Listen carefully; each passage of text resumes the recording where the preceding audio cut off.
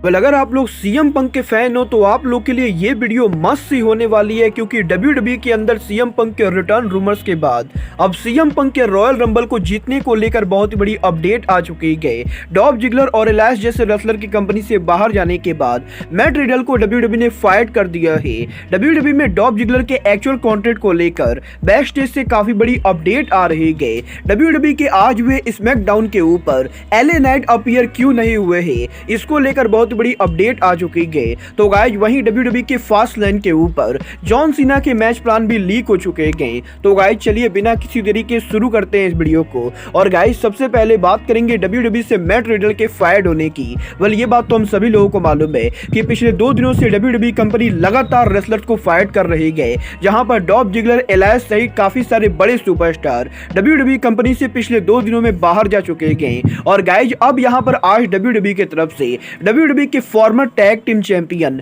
Matt Riddle को company से बाहर कर दिया गया है। गाइस यहां पर सोशल मीडिया ने मैट रिडल को इस चीज ऑफिशियली अनाउंस कर दिया है कि वो यहां पर अब डब्ल्यूडब्ल्यूई के अंदर काम नहीं कर रहे हैं। और गाइस यही मैट रिडल के रिलीज के अनाउंस करने के बाद अब रेसलिंग रिपोर्टर्स ने भी इस चीज को कंफर्म कर दिया है कि डब्ल्यूडब्ल्यूई के आज स्मैकडाउन के शुरू होने से पहले डब्ल्यूडब्ल्यूई के द्वारा मैट रिडल को कंपनी से बाहर कर दिया गया है। और गाइस वैसे तो डब्ल्यूडब्ल्यूई के अंदर डब्ल्यूडब्ल्यूई बहुत सारे रेसलर्स को कंपनी से बाहर कर रही है, बट गाइस यहां पर मैट रिडल के फायर्ड होने के पीछे डब्ल्यूडब्ल्यूई के यहां पर बजट कट के अलावा और भी काफी सारे रीजन है। क्योंकि गाइस यहां पर हाल फिलहाल में अमेरिका के अंदर मैट रिडल को लेकर काफी सारी कंट्रोवर्सी हुई गई, और क्योंकि मैट रिडल के ऊपर पहले भी सेक्सुअल असॉल्ट के चार्ज लग चुके हैं, तो गाइस इसीलिए डब्ल्यूडब्ल्यूई कंपनी मैट रिडल को लेकर किसी तरह की कोई भी नेगेटिविटी नहीं चाहती गई। और गाइस डब्ल्यूडब्ल्यूई के हायर ऑफिशियल्स का यह कहना है कि मैट रिडल को काफी बार चांसेस देने के बाद भी जिस तरीके से मैट रिडल बार बार बिहेव करते गए, डब्ल्यूडब्ल्यूई कंपनी अब इस चीज को और भी ज्यादा नहीं लेना चाहती गए।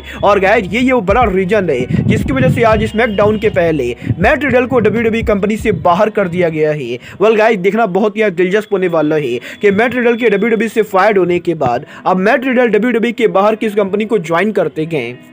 गाइस जहां तक बात रही रेसलर्स के रिलीज होने की, तो गाइस ये बात तो मैं आप लोगों को ऑलरेडी काफी बार बता चुका हूं कि डॉल्फ जिगलर को डब्ल्यूडब्ल्यूई कंपनी से फाइट कर दिया गया है। और इस समय इस चीज को लेकर तगड़ी रूमर चल रही है कि पॉसिबली डॉल्फ जिगलर एडब्ल्यू कंपनी को ज्वाइन करेंगे। बट गाइस अगर यहां पर डब्ल्यूडब्ल्यूई से डॉल्फ जिगलर को फाइट नहीं किया जाता, तब यहां पर डॉल्फ जिगलर के कॉन्ट्रैक्ट का क्या होने वाला था, इसको लेकर काफी बड़ी अपडेट आ रही है। वेल इस हफ्ते फाइटफुल सेलेक्ट ने इस चीज को कंफर्म किया है कि अगर यहां पर डब्ल्यूडब्ल्यूई कंपनी डॉल्फ जिगलर को इस समय कंपनी से बाहर नहीं करती, तो डॉल्फ जिगलर एग्जैक्टली 1 साल और डब्ल्यूडब्ल्यूई में काम करने वाले थे। क्योंकि गाइस डॉल्फ जिगलर का जो डब्ल्यूडब्ल्यूई का कॉन्ट्रैक्ट है, वो कॉन्ट्रैक्ट अगले साल सितंबर में एक्सपायर होने वाला था, और डॉल्फ जिगलर के कॉन्ट्रैक्ट में अभी 1 साल बचे थे। बट गाइस क्योंकि अब यहां पर डब्ल्यूडब्ल्यूई ने जिगलर को फाइट कर दिया है, तो गाइस डॉल्फ जिगलर अब यहां पर डब्ल्यूडब्ल्यूई के बाहर किसी भी कंपनी को चाहे ज्वाइन कर सकते हैं। बट गाइस क्योंकि डब्ल्यूडब्ल्यूई के हर रेसलर के कॉन्ट्रैक्ट के अंदर 90 डे का नॉन कम्पीट क्लॉज होता है, तो गाइस इसीलिए इसका मतलब ये बिल्कुल ही क्लियर है कि अगर यहां पर डॉल्फ जिगलर को एडब्ल्यू में डेब्यू भी करना है,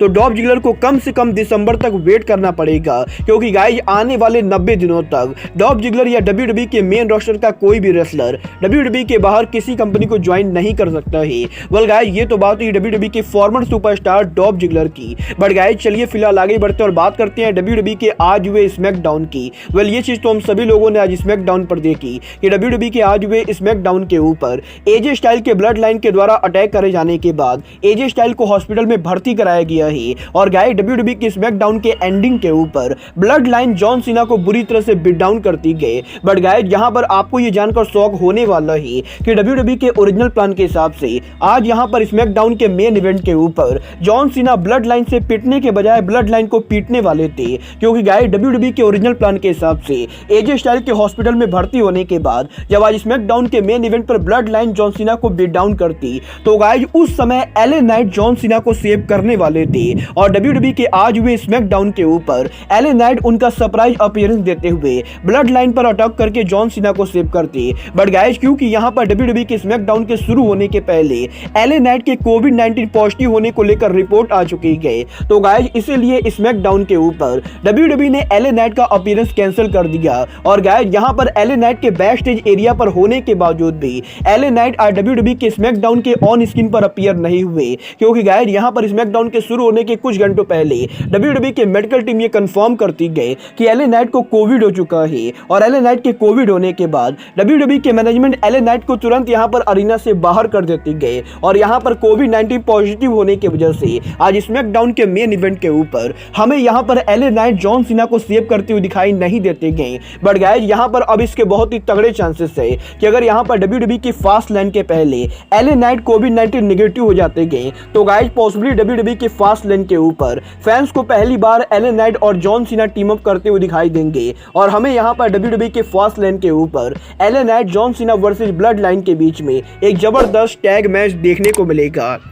ये तो बात हुई जॉन सीना और LA नाइट की। बट गाइस चलिए फिलहाल आगे बढ़ते हुए बात करते हैं रेसलिंग इंडस्ट्री के biggest free agent best in the world CM पंक की। ये बात तो हम सभी लोगों को मालूम है कि CM पंक के AEW से फायर्ड होने के बाद लगातार CM पंक के WWE में रिटर्न के रूमर चल रहे गए और काफी सारे लोगों का ये दावा करना है कि WWE की शिकागो में होने वाले सर्वाइवल सीरीज पेपर व्यू के ऊपर CM पंक होम टाउन पर WWE पर रिटर्न करेंगे। बट गाइस अब यहाँ पर WWE के साल के पहले पेपर व्यू रॉयल रंबल पर CM पंक के अपीयर होने को लेकर बैक स्टेज से बहुत बड़ी अपडेट आ रही है। गाइस ये बात तो आप सभी लोगों को मालूम होगी कि WWE के हर साल के रॉयल रंबल के विनर को लेकर ऑनलाइन वेबसाइट्स के ऊपर काफी ज्यादा वेटिंग होती है और गाइस यहीं अब WWE के अगले रॉयल रंबल के बेटिंग ऑड्स के अंदर जिस रेसलर के ऊपर सबसे ज्यादा बेटिंग हो रही है वो रेसलर WWE का कोई करंट रेसलर ना होके बल्कि AEW के फॉर्मर वर्ल्ड चैंपियन CM पंक है। और गाइस हालांकि CM पंक ने अभी तक WWE पर रिटर्न भी नहीं किया है, बट गाइस इसके बावजूद भी इस समय बेटिंग ऑड्स के हिसाब से